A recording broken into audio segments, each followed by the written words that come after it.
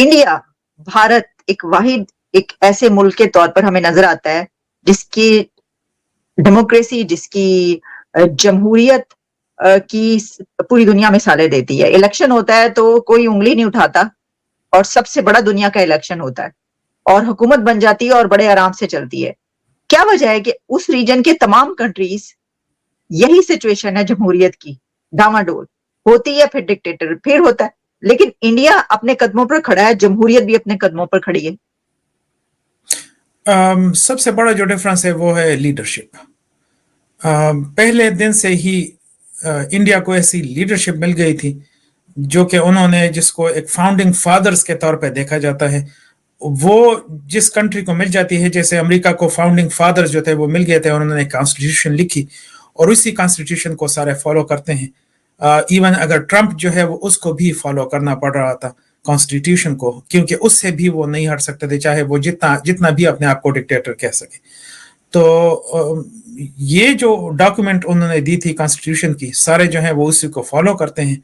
और जब आप पहले दिन से ही आपकी जो ईंट है ना वो जब सही हो जाए ना, तो इसके ऊपर आप एक जो फारसी का मुहावरा है ना कि आप उसके ऊपर एक बहुत बड़ी जो है वो इमारत खड़ी कर सकते हैं।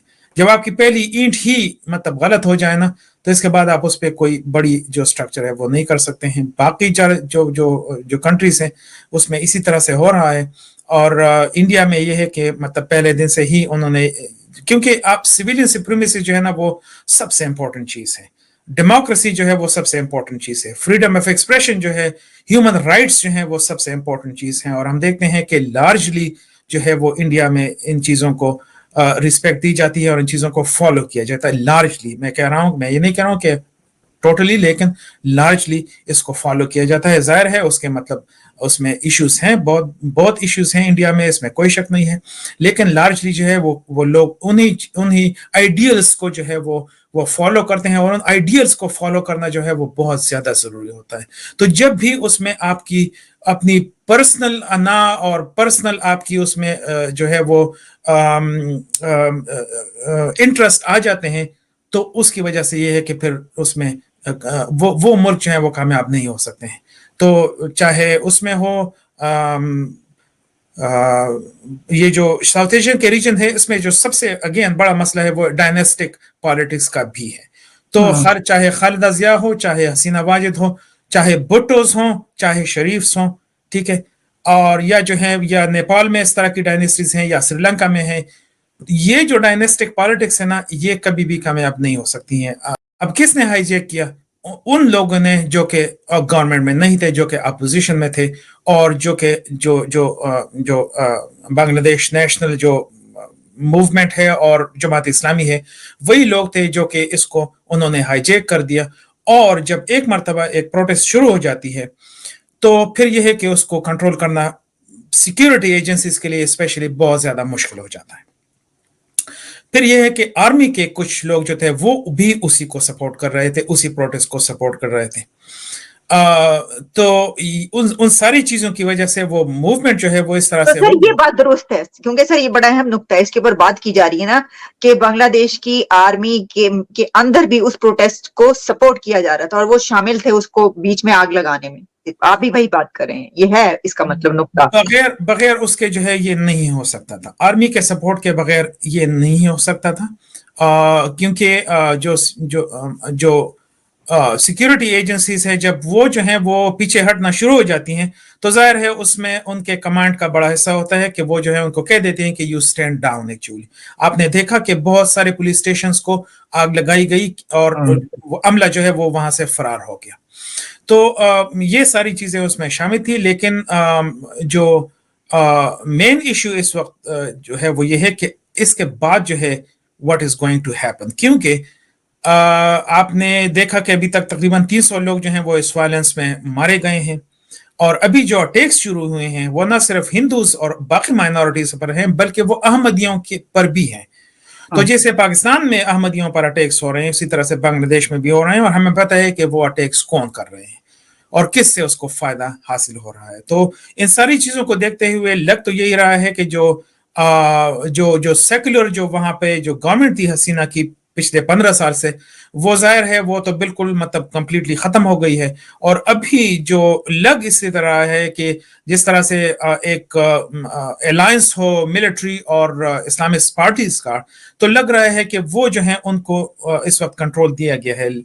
लेकिन इस वक्त हम देख रहे हैं कि जो इंटरिम जो प्रेसिडेंट हैं या प्राइम मिनिस्टर हैं यूनुस, जो कि पहले वो इकोनॉमिस्ट थे और नोबेल लॉरिये भी हैं, तो उनको जो है वो रिस्पांसिबिलिटी दी गई है। लेकिन जब आपके आर्मी चीफ आके कह देते हैं कि जी मैंने या हमने जो है वो ये गवर्नमेंट बनाई हुई है, तो ये आर्मी चीफ का काम नहीं है। होना चाहिए था कि किसी सिविलियन जो लीडर थे उसको कर देना चाहिए था। सुप्रीम कोर्ट के चीफ जस्टिस हो सकते थे, वो कह देते, वो आके कह देते कि जी ये जो है ये इंटरिम गवर्नमेंट बनाई जा रही है। लेकिन जब एक मिलिट्री बंदा आ जाता है और वो कह देता है कि ये हमने ये गवर्नमेंट बनाई है, तो इसका मतलब ये है कि there is something going on behind closed doors. Bangladesh में एक हिस्ट्री है वहां पे आर्मी की, और हसीना वाजिद की गवर्नमेंट ने उसको क्रश किया था और उनको जो है वो बैरक्स में बिठा दिया था।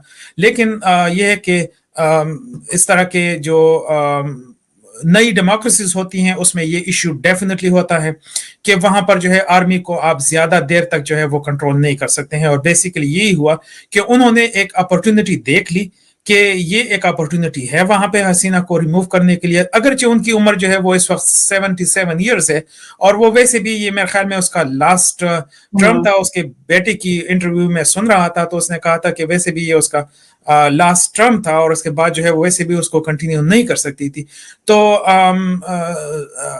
जाहिर है उसको मतलब हटाने में कोई ज्यादा जो है वो पॉलिटिकल आप वो नहीं कर सकते हैं। लेकिन इस तरह से लग रहा है कि ये पावर स्ट्रगल है, और अभी लग रहा है कि जो है वो आर्मी उसमें काफी हद तक, आर्मी और इस्लामिस्ट पार्टीज जो हैं वो काफी हद तक उसमें कामयाब हो गई हैं।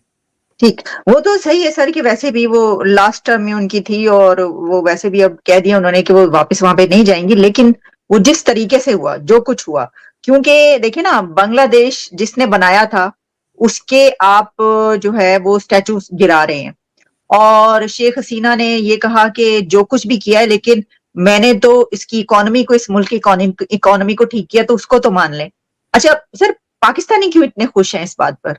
क्या वो क्या समझ रहे हैं कि हमने बदला ले लिया? ये जो कुछ हुआ है वहां पे, जो सीन्स नजर आए हैं, इसलिए इतनी खुशियां हैं? पाकिस्तान में अपने जो प्रोटेस्ट हो रहे हैं तो वो तो गद्दार हैं सारे के सारे। बलोच भी गद्दार हैं, वो सारा दिन प्रोटेस्ट करते रहते हैं लेकिन वो गद्दार हैं।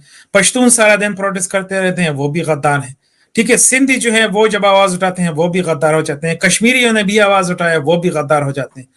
लेकिन जब किसी दूसरे मुल्क में इस तरह की मूवमेंट हो जाती है तो वो जो है वो, अगर अफगानिस्तान में होती है, तालिबान आ जाते हैं तो इस्लामाबाद में खुशियां मनाई जाती हैं। अगर अब ढाका में इस तरह हो गया है तो इस्लामाबाद में खुशियां मनाई जा रही हैं। तो मुझे तो इसकी समझ नहीं आती है कि किसी दूसरे के घर जब उजड़ जाता है तो आप लोग क्यों खुश होते हैं इसमें। आप अपना घर जो है वो पहले मेरे ख्याल में उसको थोड़ा सा ऑर्डर में ले आए, और उसके बाद जो है वो दूसरे के घर के जब उजड़ जाते हैं तो उस पर आप खुशियां मनाए आराम से। मेरे ख्याल में पाकिस्तान जो बांग्लादेश में जो इशू है उसके सबसे ज्यादा जो इम्पैक्ट होगा वो एक्चुअली इंडिया होगा। इंडिया पे सबसे ज्यादा उसका असर होगा क्योंकि they have a direct border there actually. उनके बंगाल के साथ उनका डायरेक्ट बॉर्डर है।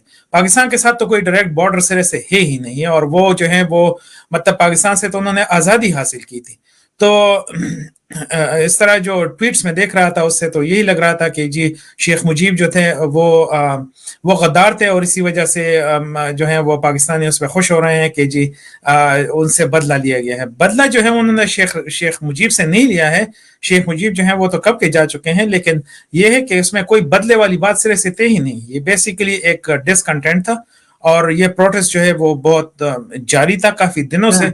और मतलब जाहिर है जब इकोनॉमी और अनएम्प्लॉयमेंट और ये चीजें इस तरह हो जाती हैं तो एक परफेक्ट स्टॉर्म जो है वो क्रिएट किया गया था। बेसिकली ये एक एग्जांपल है परफेक्ट स्टॉर्म की। एक परफेक्ट पॉलिटिकल स्टॉर्म जो है वो क्रिएट हो गया, और उसकी वजह से क्योंकि जो है ये यंग डेमोक्रेसीज होती हैं और उसमें जो है वो कोई मतलब एस्टेब्लिश कोई तरीकाकार नहीं होता है, तो इसी वजह से अनसेरेमोनियस तरीके से जो है वो उसको हटाया गया। दोस्तों, बांग्लादेश की मौजूदा स्थिति और भारत के स्थिर लोकतंत्र के बीच अंतर साफ, जो दोनों देशों के भविष्य पर गहरा असर डाल सकता है। अगर हम बात करें बांग्लादेश की अस्थिरता की, तो इस समय बांग्लादेश गंभीर राजनीतिक संकट से गुजर रहा है। शेख हसीना की सरकार के खत्म होने के बाद से देश में अस्थिरता और हिंसा का माहौल बना हुआ है। सो कॉल्ड छात्रों द्वारा शुरू किए गए इस प्रदर्शन ने जल्द ही एक बड़ा रूप ले लिया है, जिसमें सेना के कुछ हिस्सों का समर्थन भी इनको मिला है, जिसके बाद स्थिति बहुत ज्यादा बिगड़ चुकी है। खास तौर पर पुलिस थानों को आग लगाई जा रही है। इस्लामी समूहों द्वारा अल्पसंख्यकों, खासकर हिंदुओं और जो अहमदियां हैं, उन पर हमले किए जा रहे हैं। उनके घरों को लगातार जलाया जा रहा है। इसके साथ साथ जो मंदिर है उनको तोड़े जा रहे हैं। लड़कियों के साथ दुष्कर्म हो रहे हैं। और इन सब के बीच में बांग्लादेश की अर्थव्यवस्था भी अब गंभीर चुनौतियों का सामना कर रही है।